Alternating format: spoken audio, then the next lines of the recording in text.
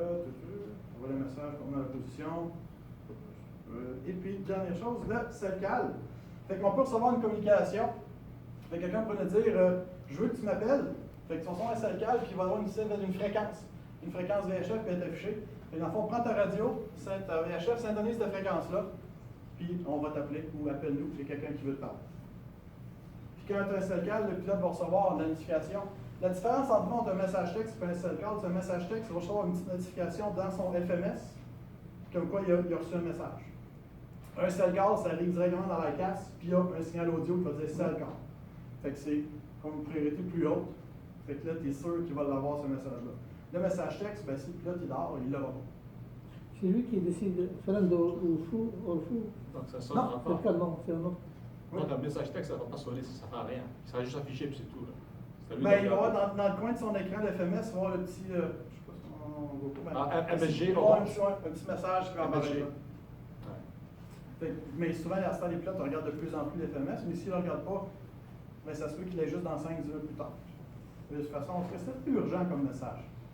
Moi, je peux te montrer une liste de messages que ma femme m'envoie qui sont peu urgents. Comme ceux que j'ai reçus tantôt. Oui, ben pour le programmer, on ne perdra pas beaucoup de temps de programmer, là, mais pour programmer, dans le fond, on va dire, je vais aller dans ma configuration, puis pour la configuration, on nous demande un mot de passe. Le mot de passe, c'est tout le temps hyper complexe, c'est un mot de passe qui est crypté. Il change à toutes les minutes. Oui, il faut rentrer l'heure. Fait qu'il est 10h57, le mot de passe c'est 10h57. C'est vrai qu'il change à toutes les minutes. Ben oui. Puis là, de là, on va pouvoir aller dans le menu, puis on peut aller ici modifier notre APM ou notre ECU. Puis c'est sûr qu'on va l'avertissement, fait que si je dis je veux modifier mon APM, ben, il va t'avertir que si tu modifies les données là-dedans, ça se peut que tu perdes ta communication. Et pour aller dans le menu de maintenance, il faut assurer que ton avion soit au sol. Fait qu'on ne peut pas aller en vol, dire je vais modifier un paramètre, le menu va être barré. Mais au sol, on peut y aller puis le modifier. On revient sur les fans. Fait qu'il y a deux systèmes qui ont été comme mis en place en même temps. Les fans et le Link 2000+. Vous avez entendu parler des deux? Alors, en fait, c'est deux systèmes qui font la même chose. Mais ça a été développé par deux personnes différentes, puis ils ne se font pas parler. Fait que les deux, le but, c'est gérer tout ce qui est trafic aérien dans la zone. La grosse différence, c'est que les fans, on va sentir que les fans qui ont gagné, là, les fans supportent le Datalink VHF et SATCOM. Le mode Link 2000, ben, il faisait juste du SATCOM. Le Link 2000, ça a été développé en Europe. En Europe, c'est surtout contrôlé, ils ont fait ça, l'Union européenne, là, pour gérer le trafic dans leur secteur, puis ils ont toujours une couverture VHF dans leur secteur. Puis FAN, ça a été développé plus par nos amis des États-Unis, puis eux autres se sont dit, ouais, mais les autres sont pas dans le pays, il faut traverser l'océan, donc on veut un support SATCOM. Donc le Lynx 2000, c'est juste le VHF? Oui, c'est juste supporter du VHF. Fait Le link? Lynx 2000, c'est VHF. oui, Pas VHF. SATCOM? Pas SATCOM. Le FANS, il fait les deux. Puis le problème, c'est que les deux protocoles sont non compatibles. Fait qu'on ne peut pas voler FANS et Link 2000 en même temps. Mais ton avion peut être équipé des deux systèmes. Fait que si on prend un avion qui part des États-Unis, il vole sur le FANS, il arrive, puis quand il arrive en Europe, ben, il va loguer out du FANS, il va fermer le programme FANS, puis ouvrir le programme Link 2000 dans son CMU, puis là, il va pouvoir continuer. Mais présentement, c'est encore une opération manuelle du pilote rendu là. Il faut qu'il fasse un logout, login. C'est pas un système automatisé. Ça va sûrement arriver. Mais Future. où est-ce que l'Europe va laisser tomber le Link 2000 pour prendre le FANS? Mais ça, c'est ça. Ça dépend Ça de serait la solution logique, mais est-ce que ça va arriver? Parce que le gars qui a développé le Link 2000, il a mis de l'argent là-dedans. Hein? Ben oui. Il veut que ça se rentabilise. Fait que l'avantage des fans, augmenter le trafic, service de message texte, message PDLC, prédéfini, fait que ça standardise un peu nos communications. Réduire les délais, pas besoin de faire répéter, format texte. Parce qu'on est fait qu'on a parlé de ça. Fait que ça, c'est nos zones fans. Fait que c'est vraiment ici, aussitôt qu'on sort dans l'océan, il faut être fans. Puis quand on arrive en Europe, ben là, il faut être Link 2000. en Afrique, les autres, en Chine. Présentement, ils n'ont pas de problème de trafic. En Chine, sûrement. Mais, En Chine, non. Ah, ils suivent Chine, ce par qu'ils ont exemple, américains. Hong Kong, Hong Kong, c'est trop standard. Donc, on a plus de eux système autres, de- présentement, je ne connais pas leurs conditions d'obligatoire, là. Mais je sais que dans le fond, fans, si on veut traverser l'océan pas Pacifique, l'océan Atlantique, il faut absolument que ton avion soit fans. Sinon, ben, tu ne peux pas voler aux tranches d'altitude. Les tranches d'altitude réservées, c'est un petit peu comme un RSM. Hein? Fait que si tu veux aller dans les altitudes que tout le monde veut aller, il faut que ton avion soit fans. Sinon, il faut que tu voles au-dessus ou en dessous. Une question. Et là, il parle Link 2000, Athènes, à Cars. Ben, dans le fond, ACARS, c'est. ACARS, c'est le vieux système-là. Là.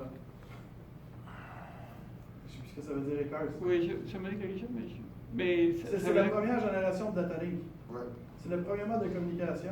C'était du ACARS, et puis ça veut dire. Aircraft. Donc ça veut dire qu'il supporte Mais les deux. C'était le titre au début. C'est Aircraft. C'était le titre, Aircraft. C'est Canadian Aircraft Communication Regulation System System. and Reporting System. Oui, c'était écrit là. Agency. Ah, c'était écrit? Ah ouais. Pourquoi on l'avait pas dit? En arrière. Hein? Allez, vas-y. Ah, Avant les fans. Ah, ouais, c'est loin ça. Reporting Addresses. En tout cas. Bon, c'est pas grave. Fait que ouais, ACARS, c'était la première façon de rapporter. C'était avant les DSB et les DSC. C'est vraiment un peu comme protocole. Puis Link, c'est vraiment un peu de ça. Puis ton ETN, c'est ton contrôle aérien. Air Traffic Network. Qui va là. Fait que le protocole ATN, en Europe, c'est juste avec le VHF. Donc, il va faire une communication. Fait que ton data link va parler avec son VHF2 qui va se rendre à tes tours de contrôle. Et le FANS, là, moi j'ai mélange, le FANS il va supporter la communication par satellite. Mais finalement, c'est la même chose qu'il envoie.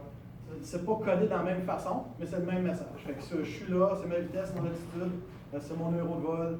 Puis ils mettent de plus en plus d'informations. Fait qu'ils veulent aussi inclure, dans le fond, il y a ton heading présentement. Altitude, heading, vitesse, position. Puis je pense qu'ils veulent aussi inclure le niveau d'essence, ces choses-là. Fait qu'ils essaient de mettre de plus en plus de choses qu'ils mettent dans les messages.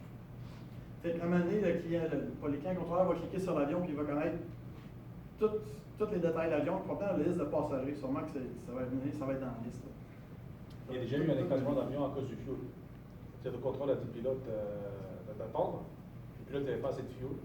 Il a attendu, il s'est craché. Ouais. C'est déjà arrivé. Oui, puis c'est pour ça que ce système-là, dans le fond, il va venir, le contrôleur va avoir un avertissement que le pilote, dans le fond, je sais pas pourquoi il n'a pas appelé à tour en disant qu'il est low fuel, en tout cas. Le contrôleur va voir aussi un warning, il va dire hey, cet avion-là est low fuel, fait que dans ta priorité. Il y a la priorité. Elle devrait passer à. l'équipe de maintenance, c'est la même affaire. La communication, ça se fait par satellite et puis. Oui. Fait que toutes ces communications-là, là, on parle surtout de la partie tour de contrôle, mais on peut tout faire aussi selon. C'est surtout une programmation. Fait que c'est ton modem dans l'avion, tu peux le programmer, puis il peut envoyer le rapport dans le fond, le MDC. Puis on lui download du MDC à toutes les heures, si tu veux, à ta base de maintenance. Mais il ne faut pas que tu oublies qu'à toutes les fois que tu t'en sers, surtout si tu es dans Satcom, ben ça coûte de l'argent. Ouais. Fait que ça se peut que quand tu vas au bout de l'océan, l'avion ne rapportera pas de maintenance parce que de toute façon, hein, on ne peut rien faire. Mais en même temps, ça se peut aussi que l'avion, le pilote est en vol au bout de l'océan, puis il y a un message, il y a des fautes, il veut de l'aide dans la maintenance, ben il peut envoyer une photo, dans le fond, de statut, comme une photo de FDR que tu envoies. Puis la maintenance, elle a tous les paramètres de ton avion en temps réel, puis là, elle peut t'aider. Donc la division, ça sera par l'avion. Si pas une requête de sol, ça s'en va. C'est pas l'équipe de maintenance qui envoie une requête, là, je demande. Non, ça va être l'avion qui va l'envoyer automatiquement, selon ses paramètres programmés. Titanic, sur le jeu. Son ECU ou son EPM conserve l'adresse, pas l'adresse, tes paramètres d'avion, tes abonnements, ton tail number. Accès à la page CBDLC, ben là, on va aller dans notre FMS. Si on va sur notre page index, la page index ici, désolé. Ben, on va revenir. Normalement, quand l'avion a log on, ça ici, ton FMS, il log en page Flight Management System. Fait que c'est de régler les paramètres de vol, ton flight plan, ces choses-là. Mais si on appuie sur index, il va te donner l'option de tout ce qu'il peut contrôler. Parce que ton FMS peut contrôler beaucoup plus que juste tes paramètres, juste dans ton flight plan. Fait qu'il peut contrôler ton data link, il peut contrôler vous aussi dans le dernier. C'est par là qu'on va contrôler notre IRS, on va voir le statut d'IRS, ces choses-là. On va voir le statut de beaucoup de choses par la FMS. Aussi, il y a beaucoup d'avions à faire par la FMS, tu vas avoir tes rapports de LDC, de maintenance, des choses là. Fait qu'on va sur notre page d'index, qui va nous donner l'option de tout ce qu'on peut choisir. Puis là, on va choisir, ben, je veux contrôler mon data link. Fait que là, ici, on va aller dans le CPDLC menu. Et dedans, on va pouvoir loguer on dans notre serveur de data link. Fait qu'on se connecte, connexion established with Eddy. Fait que tout dépend de l'antenne où qu'on est. Chaque antenne a un petit nom. Quel réseau? On peut consulter les informations. Fait que, Current Data Authority, oui. Fait qu'avant de t'envol, on va être sur l'autorité d'une certaine centrale de contrôle. Fait que si on était à Montréal, on était sur l'autorité de la zone de Montréal. Le centre de Montréal. Le centre de Montréal. Puis quand tu vas voler, les transferts sont automatiques. Fait que le premier logon, c'est le pilote qui va le faire. Fait que je logonne sur le réseau, puis il prend le réseau de la région qui est. Puis après l'avion, ben, plus qu'elle va transférer, ben, les transferts vont se faire automatiques. Il n'y a pas besoin de dire, ben là, je suis rendu à Toronto, là, je suis rendu au-dessus de la baie d'Hudson, là, je suis rendu, ben, ça se fait tout automatique. Fait que le changement de fréquence, c'est pas besoin de le faire, il se fait automatiquement. Il se fait automatique, oui. Ah, ok. Puis même, le pilote n'a pas besoin de choisir la fréquence, comme ici, tu vois, sur le Eddy, c'est 124.7, mais le pilote n'a pas choisi ça. Là. Puis ce qu'il dit, c'est, moi, je veux loguer on. Puis présentement, je suis dans le cheveu d'Eddy, fait qu'il dit, moi, je veux loguer on dans... Oups. On ne voit même pas. Il va dire, je veux loguer on avec Eddy. Puis même là, je ne me trompe pas, il fait juste dire, je veux loguer on. Puis il va se loguer on dans sa région qui est, puis ça va se faire tout seul. Puis toutes les fréquences se font tout seul. Tout se fait tout seul. Le seul moment que le pilote va avoir besoin d'intervenir, c'est pour transférer de fans à Link ou de Link à fans. Ok. Donc les CPDLC Ouais. travaillent soit sur fans ou sur... Les deux utilisent le CPDLC, C'est ça. Ok. mais ils ne codent pas de la même façon. Non, non, c'est ça. Après, la façon qui... Dans la DSB, sous quel contrôle? Dans les zones non couvertes par les contrôleurs aériens. Et DSB, ton avion, on l'a fait tout le temps. Fait que c'est ton transpondeur qui fait les DSB. C'est ton transpondeur qui émet ta position. Oui, les zones non couvertes par les contrôleurs aériens. Il est sous quel contrôle? Il n'est pas... Non, c'est pas contrôlé. Puis là, ben, la prochaine étape, ça va être, dans le fond, là, c'est les DSB out qu'on a. Puis là, il travaille sur ça faire un DSB in. Et dans le fond, c'est que ton avion va être capable de recevoir les DSB des autres. Des autres, oui. Et puis, tu vas pouvoir s'afficher sur ton écran. Ah, mais on avait vu comment qui était capable de le faire selon l'équipement qu'il y avait. Oui, c'est en place, mais je ne connais pas d'avion encore qui est équipé par Ah, ok, l'avion. ils l'ont pas. Mais ça existe. Puis le DSB, dans le fond, c'est le DSB out envoyé par l'avion. Et puis, il y a des répéteurs au sol qui envoient aux satellites. Puis les satellites leur envoient aux avions de la Les région. autres, oui. Mais il reste ça à faire. Mais la programmation, là c'est inventé, c'est testé. Ils savent que ça marche, mais les avions ne sont pas encore équipés. Mais ça pourra me prendre quoi, à 5 à 10 ans peut-être, puis ça va être en place. C'est rapide, 5 à 10 ans dans un avion. Tu sais, le conseil d'information, fait que c'est. Présentement, je suis avec qui? Fait que là, je suis. Je suis présentement avec. EGL, c'est en Angleterre, ça. Puis je m'en vais à LFBP. C'est en France, en Angleterre, France. EGLL, c'est le code de l'Angleterre, et LFP, c'est France. OK. Toi D'accord. qui dis. Donc, il est en Angleterre, il s'en va en France. Ok, là, Normalement, ils peuvent prendre le train pour pas faire l'avion. Parce que. Ça va plus rapide? C'est moins cher. Non, même le train il est rapide. Oui, ben non, c'est pas plus cher, mais souvent on parle comme ça, c'est des avions, ça c'est les présentations qui ont été volées à Bombardier pour les business jets. Fait que les autres prennent le train. Ça, c'est autre chose. Ils font pas le train. Fait que des Current Data Authority, Next Data Authority, fait que c'est ça, je suis présentement sur cette autorité-là, je vais aller sur cette autorité-là, mais encore les pilotes, il peut aller les voir s'il veut, mais il n'y a rien à faire. Tout va se faire automatique. Fait que tu as les messages, les alertes. Fait qu'un message, ça va apparaître, il n'est même pas là, ça va apparaître message, tu as un petit message qui apparaît, ça apparaît dans le coin ici, MSG, pour dire que tu as un message. Si tu as un alert, fait que ça c'est dans le fond le contrôleur qui t'a envoyé une demande. Fait que là, tu as un message. Tu vas voir sur ton iCast, tu vas avoir le data link CPDLC, dire là, on essaie de contrôler, puis tu vas avoir un chime aussi, un ding, pour te dire là, tu as reçu un message, ce message-là, ben, faut que tu répondes, tu as une action à prendre. c'est juste un message sur Hey, bonjour, comment ça va? Mais ça peut dans le coin de l'écran ici. Puis, Il faut appuyer sur la line select pour lire le message. Ah, TC. ben, quand tu as un data link, tu as un bouton qu'on voit. Oui. Ah, ben, il est là. Tu appuies sur le message, tu vas t'emporter sur la page de Ou message. à droite peut-être. ATC message. Oui, ben ça, c'est si tu veux envoyer toi un message Ah. à l'ATC. Mais sinon, tu vas appuyer sur le bouton message, tu vas t'afficher tous les messages que tu as reçus.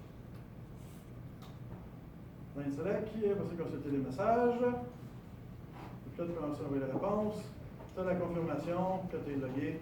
Et puis, c'est quoi les différents messages en fond? Tu data link. Oui. Les signaux, les différents des choses qu'on n'a pas besoin de savoir. C'est bien. On n'a pas besoin, on n'a pas besoin. Ça a été bien envoyé, oui. Fait que quand on reçoit un message, c'est une confirmation qu'un message est envoyé, confirmation qu'un message a été reçu. Et puis si jamais ben, ça ne marche pas, fait que ça met tout le temps fade, ben la radio marche encore. Fait que ça envoie un message, ça ne marche pas, tu réessayes, ça ne marche pas, tu réessayes, ça ne marche pas, ben il prend la radio et il l'appelle. Là, ça marche pas. Puis il y a des bonnes chances que si votre data link il plante, parce que ça arrive, ça plante ces affaires-là, dans le fond, le pilote va prendre la radio, il dit mon data link ne marche plus, puis tout, ben souvent le pilote va dire, ben sors de ma zone, mais descend à telle altitude pour sortir de la zone qui est réservée au data link. Sors de ma responsabilité. Ben, il va dans une zone qui a moins de trafic. C'est plus ça. L'exemple de message, ben ici, il a reçu un speed restriction. Fait que, honnêtement, je ne sais pas c'est quoi qu'il demande, là. Il peut l'accepter, il peut l'imprimer, il peut dire le speed, c'est il combien? peut dire qu'il peut pas. C'est combien? C'est à quoi? Ouais, c'est ça. Je trouve que ça manque de détails un peu comme photo, là. Mais, lui, c'est super bon, ce message-là. Check stock microphone. Hein?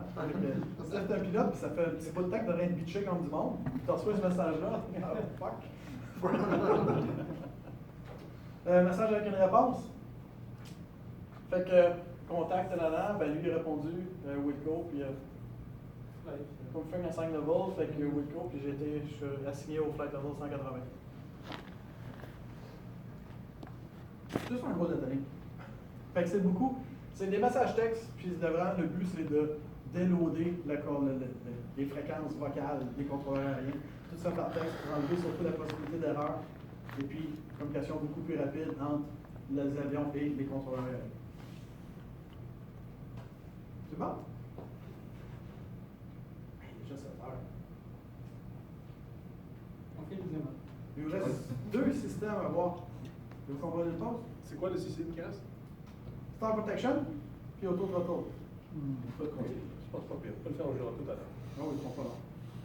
Star Protection, ben vous avez tout fait le test de Star Protection, fait qu'il n'y aura rien vraiment de nouveau là-dedans.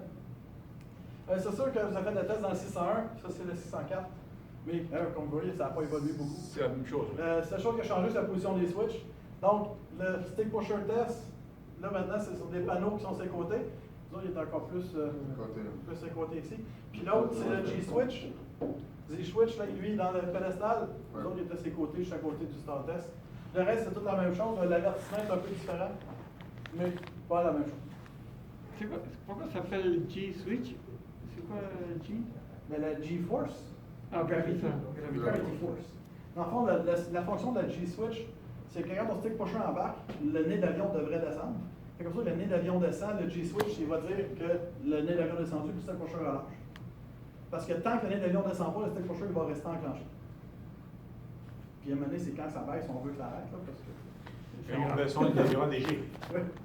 Oui. Automatiquement, il y a des G. On est C'est ce qu'on espère.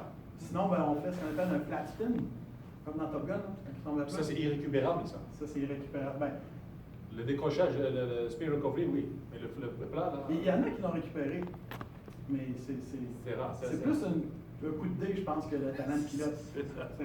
Si t'es chanceux, ton avion est en flat spin, mais elle a tranquillement penché, tu l'as récupéré. Mais c'est ça. Mais dans Top Gun, tu t'éjettes, puis Moose, il meurt à la fin. Vous avez vu Top Gun? Non? Oui, on a vu, mais Oui. ça fait Il longtemps. s'éjecte, là. Tom Cruise, lui, il s'en sauve, mais c'est Moose en arrière qui lui frappe le vitre, puis il meurt. Ouais. Oui.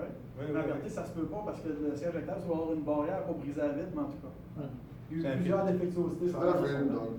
C'est un film. Avez-vous vu de ma ville de 2? Non. Ou non? Est-ce que je vais aller le voir? Sûrement. Pourquoi? C'est bon. Je sais qu'il est trop mauvais. Par curiosité, Par par curiosité. curiosité. Le 1 est tellement bon que, tu sais, le 2 peut pas être bon. J'espère. Fait que c'est toutes les composants qui sont relatifs au Stall Protection System. Fait qu'il y a vraiment notre fameux pusher, celui qui va pousser sur la manche. Fait que dans ce serveur-là, le pusher, ils l'ont mis du côté copilote. Il y a juste un pusher, mais vu que les deux commandes sont liées ensemble, ben, quand ils poussent sur un, les deux vont y aller. Mais en cas de disconnect, c'est juste le copilote qui descend. Pourquoi? Ben, parce qu'à un moment donné, ils ont fait un choix et ils ont mis deux. Les deux vibreurs, par exemple, sont indépendants. Vibreur de gauche, vibreur de droite. Ton Stall Protection Computer, fait que ça dépend si t'es single ou dual. Fait que lui, c'est un dual channel, mais aussi des fois, comme dans le 601, c'était vraiment deux ordinateurs séparés. Le angle of attack, c'est assez important dans le stall. Data Computer, parce que ta vitesse est un gros facteur aussi de ton stall. G-Switch pour arrêter le stick pusher. Ligne latérale, accéléromètre. Ça se peut aussi qu'un avion décroche, que ce soit pas le nez qui descende, mais que l'avion tombe de côté. Fait que c'est la même chose. Quand ton avion, une fois que l'avion a tombé de côté, ben le stick pusher va quand même arrêter. Fait que ça veut pas dire que ton avion, quand elle décroche, le stick pusher embarque, elle va descendre, mais ça se pose qu'elle fasse ça puis qu'elle parte de côté. Mais Puis c'est qu'elle la rentre brise. en vrille. Oui. C'est ça. Puis dans vrille, tu veux pas pousser sur ton manche.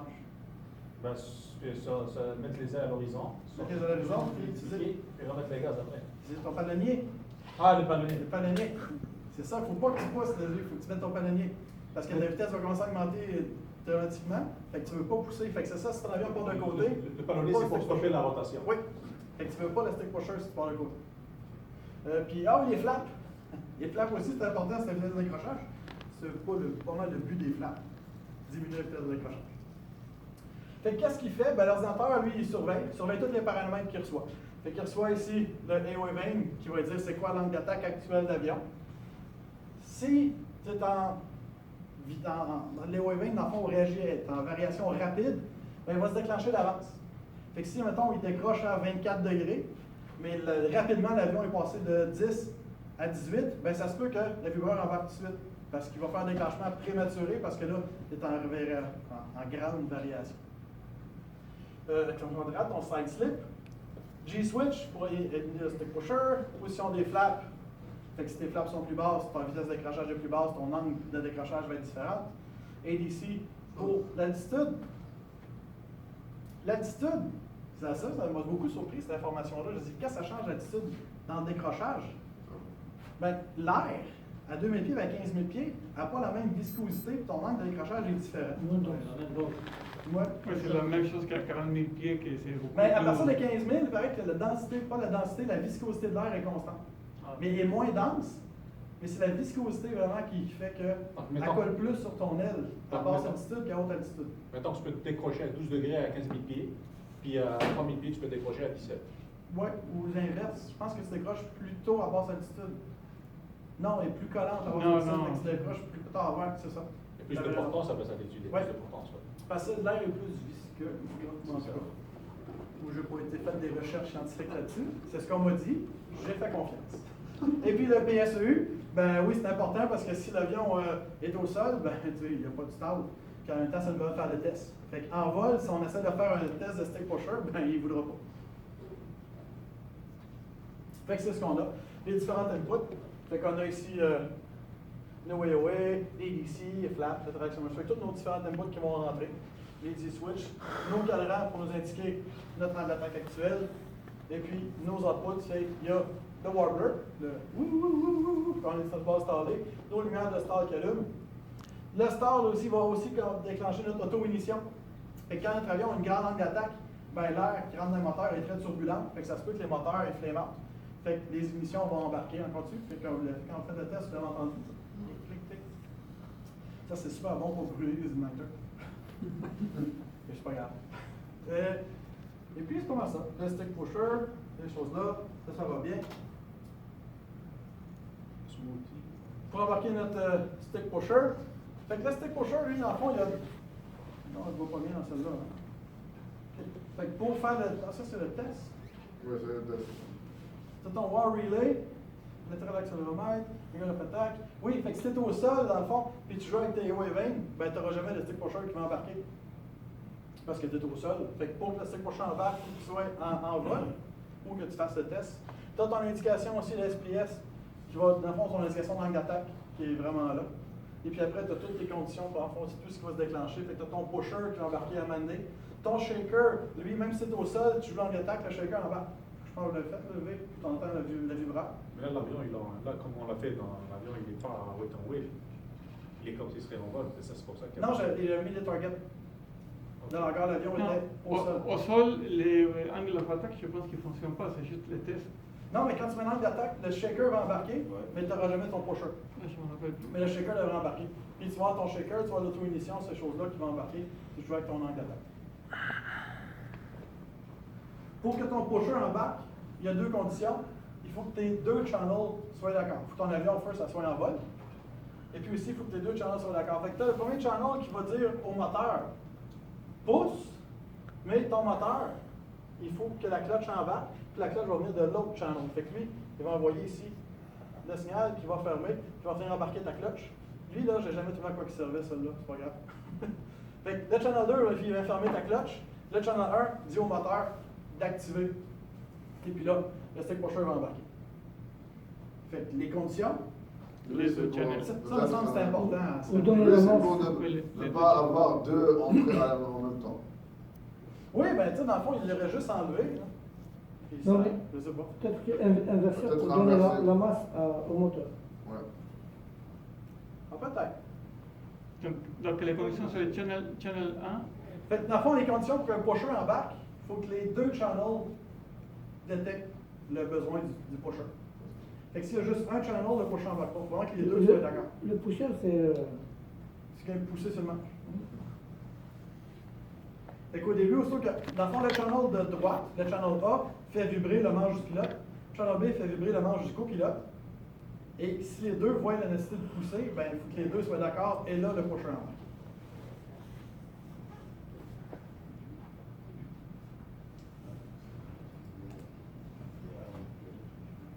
Fait que on a, dans le fond, notre Star Computer, les différentes inputs qui vont arriver. Fait que nos angles d'attaque, latéral accéléromètre, les altitudes PSEU qui arrivent là. Fait que les deux ADC, ils vont venir indiquer sur nos cadrans. Soit ton stall warning, tu as ton warbler, il qu'il y a une station de stall. Tu vas ton shaker qui va s'activer. Et puis pour que ton pusher embarque, fait que push 1, push 2, fait que les deux, il faut qu'ils soient en accord pour que ton pusher vienne embarquer. Comment ça? Les indications, vous avez déjà vu les indications. Quand on fait le test, l'aiguille va bouger. Fait qu'en situation normale, l'aiguille devrait être dans le bleu. L'aiguille n'est pas en train de décrochage. Aussitôt qu'on atteint le jaune, il y a les shakers et les igniteurs qui vont embarquer. Quand on atteint le rouge, ben le pusher, il y a qui est. Fait que quand vous faites le test, l'aiguille va monter. Ça se peut qu'elle dépasse un peu, mais elle devrait venir stabiliser dans le rouge. Fait que si pendant le test, elle ne monte pas jusqu'au rouge, ben c'est parce que ça ne marche pas. Le pusher ne va probablement pas embarquer, puis il y a quelque chose qui ne marche pas dans le computer. J'ai jamais vu ça, un star qui ne marche pas, mais c'est pas grave. Mais le pusher ne part pas sur la. Comment ça s'appelle? L'aiguille n'arrive pas. La petite. Ben, t'as tes switches dans le. L'angle d'attaque, non, le Oui, L. c'est ça. Non, Mais il y a toujours l'option aussi de mettre le stick pusher à off. Ouais. Fait que les pilotes peuvent choisir de mettre le système à off. Puis aussi, quand ton avion a une stick pusher embarque, si le pilote vient appuyer sur le bouton rouge, ben ça cancelle le stick pusher. Fait que le pilote est en vol, le stick pusher embarque, puis il ne veut pas, il appuie sur le bouton rouge, le même pilote que pour le même pilote. Le même bouton Autopilote. pour déconnecter l'autopilote, ben en même temps, ça va déconnecter le stick pusher aussi. Et puis là, il y a une grosse différence entre celui du pilote et celui du copilote.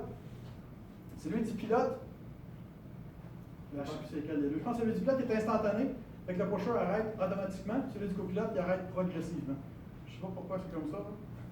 Mais quand on fait le test du pusher, ben, je pense que le 601 ne le faisait pas encore parce que c'était pas dans vos tests, hein? Je pense que c'est le 604 qui ont fait ça. Il faut que tu fasses le test avec le bouton de gauche, le test avec le bouton de droite, puis il y en a un vraiment qui lâche super vite, puis ça fait mal à ton pouce parce que quand tu appuies, le manche ne rien ses doigts. Ça t'écrase le doigt. Puis l'autre, ben, il revient tranquillement. Je ne sais pas pourquoi ils ont fait 2 modes différents, mais il y a 2 modes différents. Le pilote, commandant, pas. Je- Là, c'est rien du tout. Non, c'est ça. Faites attention à moi, mais là, c'est rien. C'est un peu comme ça. Ouais. C'était tout pour. Ça, c'est le cours 10 à 13. Il nous reste juste la semaine 14. C'est une question de salaire. Hein. La semaine 14, Ouais. j'ai beaucoup épuré. Exact. Ils n'ont pas le même salaire. Je n'ai pas encore mis en ligne la présentation de la semaine 14 là, parce que je n'ai pas fini mon épuration, pour être honnête. Mais c'est pas grave, dans le fond, il reste juste. Il y a juste encore un petit peu d'anglais dans mes présentations, ça ne vous dérange pas? Non. C'est correct. De toute façon, c'est en anglais, de toute manière. Les modules sont en anglais. On n'a pas le choix. Là. Hey, pour vrai, là, on ne se rendra pas les faire. Je sais que ça vous dérange, là.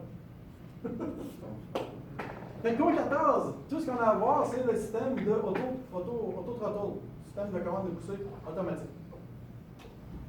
C'est quoi le système de commande automatique? Dans le 601, il n'existait pas. Dans le 604, vers la fin du 604, il est arrivé. 605, 650, ça venait de série. Puis maintenant, tous les avions modernes viennent avec les auto-throttle de série. Fait que quoi ça sert un auto-throttle? Ben, ça sert à contrôler automatiquement la vitesse de l'avion. Fait qu'on avait déjà l'autopilote qui pilotait l'avion, mais les premières générations de pilotes, le pilote fait tout le temps qu'il bouge les throttles pour mener à sa vitesse, fait que c'était épuisant. Donc, ils ont mis un système automatique. Maintenant, la vitesse est beaucoup plus précise. Fait qu'il va contrôler la puissance, vers la vitesse, ou il peut aussi contrôler par le N1. Fait que le N1, dans le fond, c'est ton RPM. Fait qu'il y a 2 modes de contrôle. Soit qui contrôle le RPM de ton moteur, ou qui contrôle la vitesse de ton avion. Dans le fond, le mode RPM, là, c'est on ou off. Fait que soit qu'il met ton moteur au fond, quand tu décolles, ou ton moteur wide out quand tu atterris. Puis mode vitesse, ben là, il ajuste la puissance moteur pour maintenir ta vitesse. Il y a la synchronisation des N2. L'autopilote du 605, pas l'autopilote, l'autopilote 605, c'est un autopilote, c'est une des premières générations d'auto-throttle. Et ça vient du temps où les moteurs, ils étaient vraiment, c'était pas des turbofans, mais vraiment des turbojets. Fait que tu avais la fan N1 qui était la première fan en avant, puis ta fan N2 qui était pas mal dans la même grosseur. Et puis la fan N2, ben, elle tourne à plus haute vitesse, elle causait plus de vibrations. Fait que ce qu'ils voulaient, c'est synchroniser les N2 pour essayer de diminuer les vibrations puis le son vécu par les passagers à l'intérieur de l'avion. Aujourd'hui, nos N1, c'est les grosses fans en avant, sont beaucoup, beaucoup plus grosses que la N2. Fait que le mode synchronisation de N2, ça se fait plus, c'est auto-throttle moderne. Parce que tu ne veux pas synchroniser ton N2, mais tu veux vraiment synchroniser tes fans en avant pour diminuer ton bruit. Mais c'est pas grave, lui étant préhistorique, c'est une chimie de Bombardier, ben, il y avait l'option de synchroniser N2. Les modes, fait qu'est-ce qu'il choisit si je vais être en vitesse ou en N1? Ben, c'est nos paramètres d'autopilote. Fait que c'est pas l'autopilote, on est en mode speed, ben, il va faire la vitesse. Puis si tu es en mode take-off, ben, il va faire le N1.